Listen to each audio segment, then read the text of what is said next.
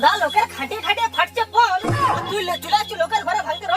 শালা বোকাটা গান্ডু, শালা দিন দুপুরে মেয়ের সাথে দেখা করতে।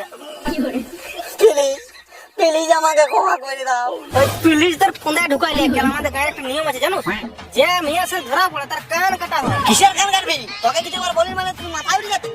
যার দোষ টাকা পান টাকা পান রুমে তোমাকে ডাকি দে। আচ্ছা আমার দিন মাথা উঠে গেছে নাকি? আবার বলছে আমি না গেলে বলছে হাত কাটি দিব, পা কাটি দিব, লাস্টে বলছে পুত্র কাটি দিব। না তাহলে আমি ঘরে কি ঘুমাবো?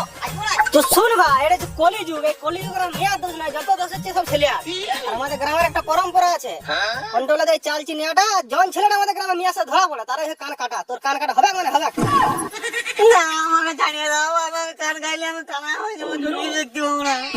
হ্যাঁ, তো কানটা সাথে চোখটি 4 গোটা দূরত্ব আছে, কানটা কাটলে কি করে কানা হবে রে? শালা অশিক্ষিত আমি না রে, অশিক্ষিত তো তোরা। তোদেরকে কথা বাংলা করে বুঝা বলছে, আমি চশমা ছাড়া কিছু দেখতে পাই না। আমার একটা কান যদি কাটি দিস, একটা নাক তো আমার একটা কানা থাকবে, আর একটা কান কি তোর বাবার পঞ্চায়েত বুঝে রাখবো?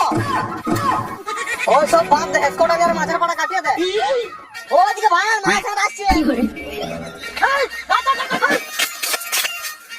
যাবি রে সারা মাঝের লাগাই। যদি কোনো মেয়ে ছেলের সঙ্গে ধরা পড়ি, সারা বিঘা দিকে লুচা করাবো।